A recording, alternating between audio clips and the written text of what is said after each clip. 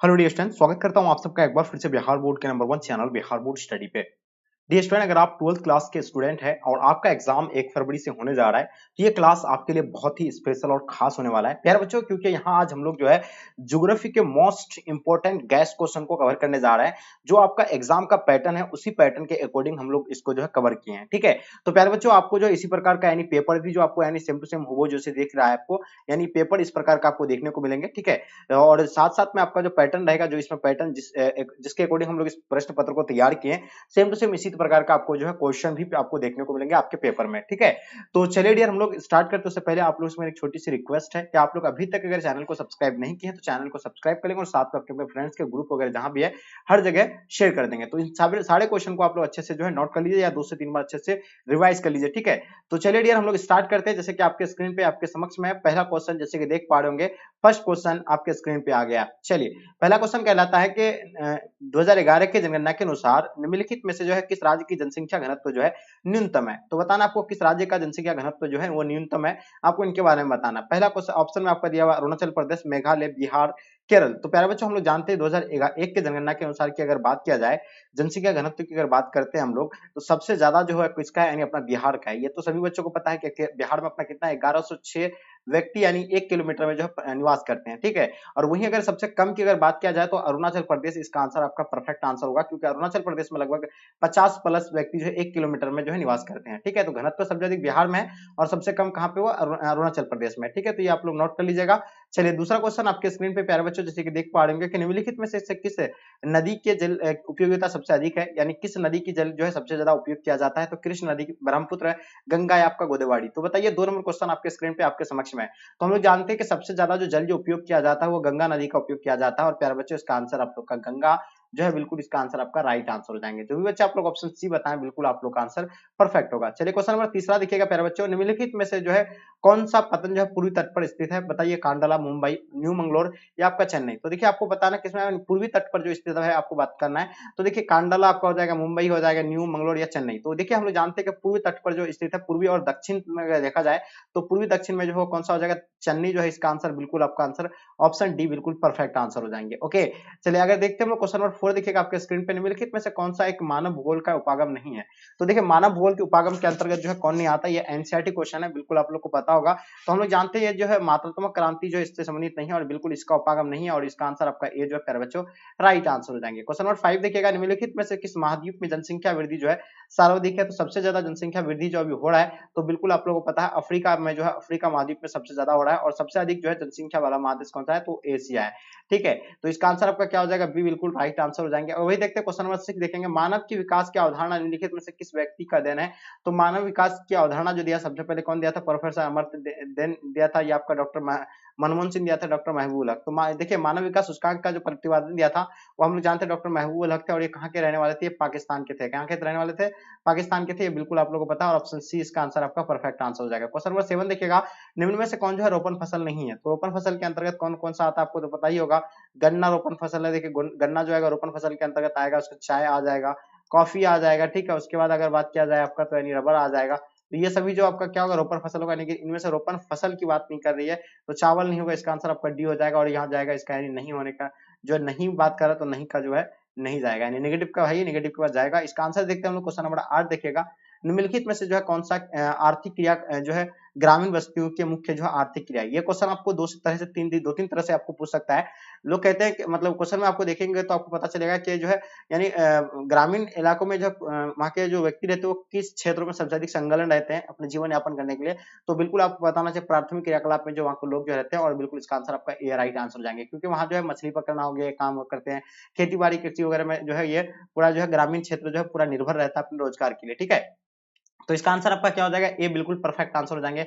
पर्वत एवं ऊंचे पठारों पर किस प्रकार की बस्ती पाई जाती है। देखिए, पर्वत और ऊंचे पठारों पर जो है किस प्रकार की बस्ती पाई जाती है, रेखिक, वृत्ताकार, सीढ़ीनुमा, आयताकार। तो हम लोग जानते हैं पर्वत और ऊंचे पठारों पर जो है किस प्रकार का, देखिए पर्वत और पठार पर जो है किस प्रकार का यानी सीढ़ीनुमा आकार का जो है मतलब क्या पाया जाता है, मतलब पाई जाती है। तो इसका आंसर आपका यानी बिल्कुल सी राइट आंसर हो जाएंगे। चलिए, वही बात करते हैं क्वेश्चन नंबर 10 देखिएगा, भारत के किस राज्य में बांस ड्रिप सिंचाई प्रणाली अभी भी जो है अभी चल रहा है। तो हम लोग जानते हैं बांस के द्वारा जो है बांस ड्रिप सिंचाई प्रणाली के द्वारा जो है वहां जो है क्या सिंचाई किया जाता है और इसका आंसर जो आपका मेघालय बिल्कुल राइट आंसर जाएंगे। किस महाद्वीप में सबसे अधिक जनसंख्या जो है अंतर्राष्ट्रीय पर्यटक आते हैं?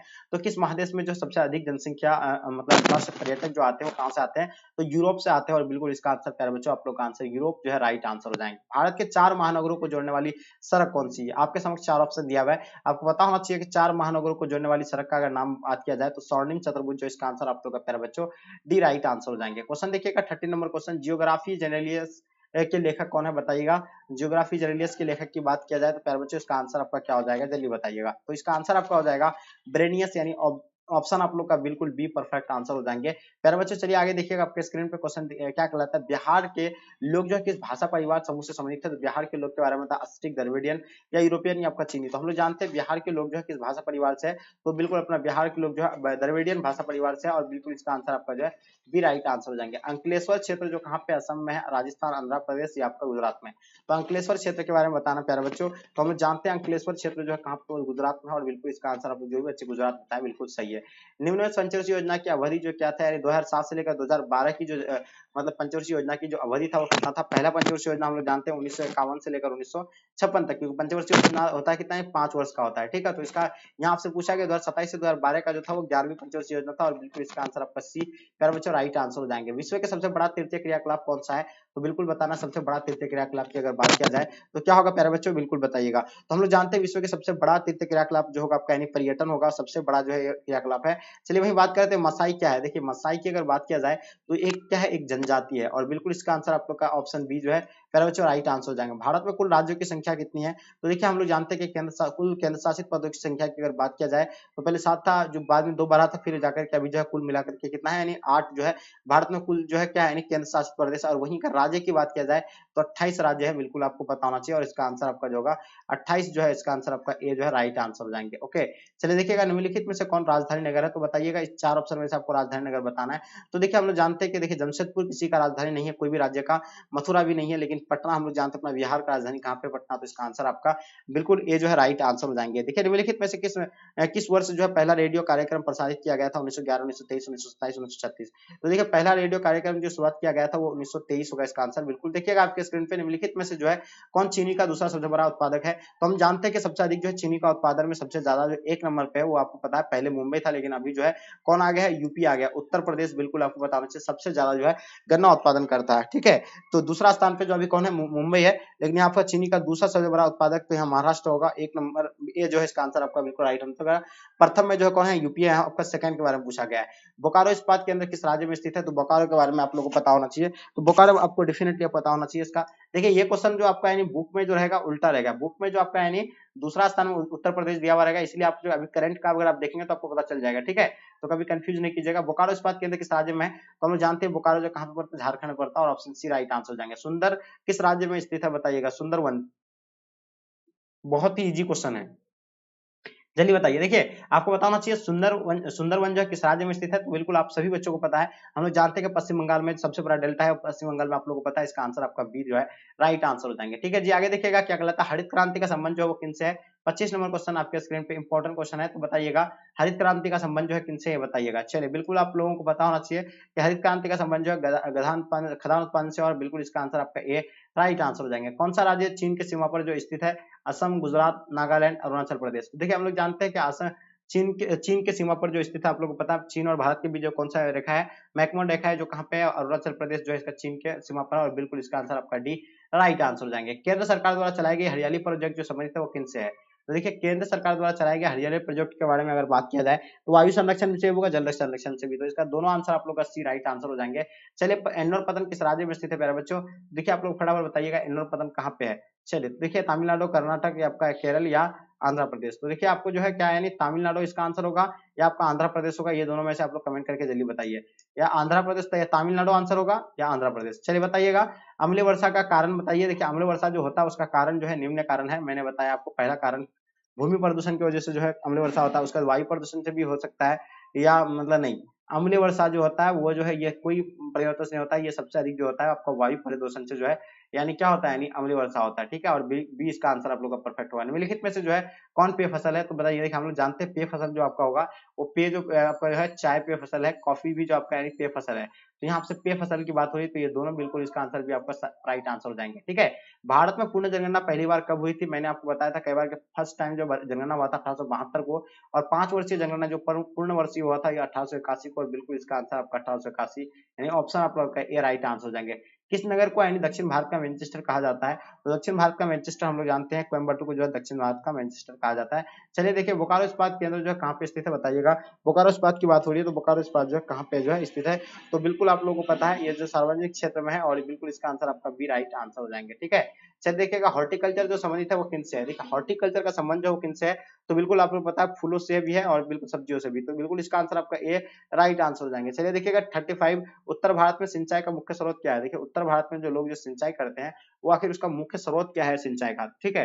तो बिल्कुल आप लोगों को पता होना चाहिए सिंचाई का मुख्य स्रोत जो होगा तालाब होगा, नहर होगा, नलकूप होगा, या इनमें से कोई नहीं। क्या होगा इसका आंसर जल्दी बताइए। तो बिल्कुल ये आपका जो नहर, बिल्कुल इसका आंसर आपका राइट आंसर हो जाएंगे। चलिए देखिएगा निम्नलिखित में से कौन जो है बगानी फसल नहीं है, इनमें से जो कौन यानी बगानी फसल नहीं है, तो बगानी फसल की बात हुई है तो बगानी फसल हम लोग जानते हैं कि रबर एक बगानी फसल है, चाय भी है, कॉफी भी, लेकिन मक्का जो है बगानी फसल नहीं है। इसका आंसर डी राइट आंसर हो जाएंगे। इनमें से कौन जो है परंपरागत ऊर्जा का स्रोत है, तो परंपरागत ऊर्जा का स्रोत की अगर बात किया जाए तो कोयला परंपरागत ऊर्जा का स्रोत हो जाएगा, पेट्रोलियम हो जाएगा, प्राकृतिक गैस हो जाएगा। ये सभी उपयुक्त में से सभी इसका आंसर आप लोगों को बिल्कुल परफेक्ट आंसर हो जाएंगे। चलिए देखिएगा 38 देखिए धारावीन वलीन बस्ती किस नगर में स्थित है, देखिए धारावीन वलीन बस्ती की बात हो रही है तो बिल्कुल हम लोग जानते हैं कि जो मुंबई में है, और बिल्कुल इसका आंसर आपका प्यारे बच्चों बी राइट आंसर हो जाएंगे। ओके चलिए खट्टे फसलों की कृषि जो संबंधित है वो किनसे है, देखिए खट्टे फसलों की जो कृषि होती है वो किनसे संबंधित है, जल्दी से बताइए। काफी इंपॉर्टेंट क्वेश्चन है प्यारे बच्चों, जल्दी से बताने का प्रयास कीजिएगा, ठीक है। देखिए खट्टे फसलों की कृषि में क्या यानी अंगूर की खेती और इसके लिए चाहिए क्या भूमध्य सागर की कृषि चाहिए, और बिल्कुल इसका आंसर आपका सी राइट आंसर हो जाएंगे, ठीक है। अब बताइए क्वेश्चन नंबर 40 देखिए निम्नलिखित में से जो कौन यानी जो है ऑस्ट्रेलिया की राजधानी है, तो ऑस्ट्रेलिया की राजधानी सब जानते हैं कि ऑस्ट्रेलिया की राजधानी जो है कैनबरा है, और बिल्कुल इसका आंसर आपका राइट आंसर हो जाएंगे प्यारे बच्चों। चलिए देखिएगा उच्च परिणाम और स्तर वाले अन्वेषण से संबंधित क्रियाकलाप को कहा जाता है, क्या कहा जाता है, पंचक्रियाम कलाप कहा जाता है, और बिल्कुल इसका आंसर आपका भी राइट आंसर हो जाएंगे। आयुलिंग पिरामिड यानी आयुलिंग पिरामिड का संबंध जो किससे है बताइएगा, जल्दी बताइए। आयुलिंग पिरामिड का संबंध जनसंख्या घनत्व से है, पुरुष एवं महिला जनसंख्या से, या जनसंख्या साक्षरता से, या आगे देखिएगा आपका यानी इनमें से कोई नहीं। तो हम लोग जानते हैं कि आयुलिंग पिरामिड जो संबंधित है वो किनसे यानी पुरुष एवं महिला से संबंधित है, और बिल्कुल इसका आंसर आपका बी राइट आंसर हो जाएंगे। ओके चलिए देखिएगा 2011 के जनगणना के अनुसार भारत में जनसंख्या घनत्व कितना था, तो बिल्कुल आपको पता होना चाहिए 382 व्यक्ति जो प्रति वर्ग किलोमीटर में निवास करते थे, ठीक है।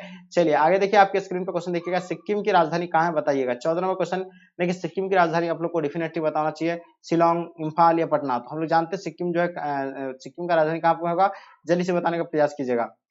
तो देखिए गैंगटॉक होता है, सिक्किम का क्या होगा गैंगटॉक, लेकिन ऑप्शन में आपका दिया हुआ नहीं, इनमें से कोई नहीं, इसका आंसर आप लोग का बिल्कुल परफेक्ट आंसर होगा, ठीक है। देखिएगा धारावीन मलिन बस्ती का नाम बताइए, देखिए धारावीन मलिन बस्ती का नाम आप लोग को ऑब्वियसली आपके यानी माइंड पे आता होगा, धारावीन मलिन बस्ती कहाँ पे है, तो ये महाराष्ट्र में है, और बिल्कुल इसका आंसर आपका जो है प्यारे बच्चों ये जो है राइट आंसर हो जाएंगे। चलिए रखिएगा भद्रावती यानी का संबंध जो है किससे है, तो भद्रावती जो है लौह इस्पात से है, और बिल्कुल इसका आंसर आपका लौह इस्पात राइट आंसर हो जाएंगे। हरित क्रांति में किस फसल का जो है सर्वाधिक जो है उत्पादन था, तो ये जो क्या था यानी गेहूं में जो है यानी सबसे ज्यादा जो उत्पादन होता है, और बिल्कुल इसका आंसर आपका सी राइट आंसर हो जाएगा। भारत में चाय की खेती कहाँ आरंभ हुई थी, तो भारत में चाय की खेती जो है किसका यानी ब्रह्मपुत्र घाटी का बिल्कुल नहीं, नीलगिरी नहीं, डालमी हिल का जो है लिया गया था, और बिल्कुल इसका आंसर आपका सी राइट आंसर हो जाएंगे। सर्वाधिक प्रदूषण जो मिलता है वो किनसे मिलता है, सबसे अधिक प्रदूषित जो होता है वो सबसे अधिक जो आपको पता होना चाहिए वो जो है महानगर में सबसे अधिक जो क्या होते हैं यानी प्रदूषण होते हैं, ठीक है। और इसका आंसर आप लोग का सी बिल्कुल राइट आंसर हो जाएंगे, ठीक है जी। चलिए आगे देखिएगा आपके स्क्रीन पर 48 नंबर क्वेश्चन, कुल्हाड़ी मतलब कुलगाड़ी किस देश में अवस्थित है बताइएगा। हाँ कुलगाड़ी किस देश में अवस्थित है, तो बताइए। तो इसका आंसर बच्चों ऑस्ट्रेलिया, जो इसका आंसर आप लोग का बिल्कुल सी राइट आंसर हो जाएंगे। रेखीय नगर का विकास जो होता है कैसे होता है, देखिए रेखीय विकास का नदी का विकास जो होता है वो बिल्कुल आपको पता है नदी के सहारे होते हैं, ठीक है। इसका आंसर आप लोग का ए राइट आंसर हो जाएंगे, ठीक है जी। चलिए देखिएगा आपके स्क्रीन पर क्वेश्चन क्या कहलाता है, 50 नंबर क्वेश्चन, निम्न में से यानी कौन जो भू निम्नीकरण का कारण है, तो देखिए भू निम्नीकरण का कारण आपको बताना है कि इनमें से जो कौन सा भू निम्नीकरण का कारण हो सकता है, तो देखिए इसमें से जो होगा क्या होगा भू दक्षता ऐसे भी होता है, उसका मृदा प्रदन भी होता है, जल अभाव भी होता है, इनमें से सभी। तो इसका आंसर आपका क्या हो जाएगा प्यारे बच्चों, बिल्कुल इनमें से सभी राइट आंसर हो जाएंगे। देखिए मैंने आपको अभी जो 50 क्वेश्चन काफी गैस क्वेश्चन करवाए, ठीक है, और बिल्कुल अच्छे से आप लोग नोट कर लीजिएगा, 2 से 3 बार अच्छे से आप लोग इसको रिवाइज कीजिए, और साथ में अपने फ्रेंड्स के ग्रुप वगैरह जहां भी हर जगह आप लोग शेयर जरूर करें। तो चलिए डियर हम लोग यहीं तक आज के क्लास को इन करते हैं, जब तक के लिए जय हिंद जय भारत।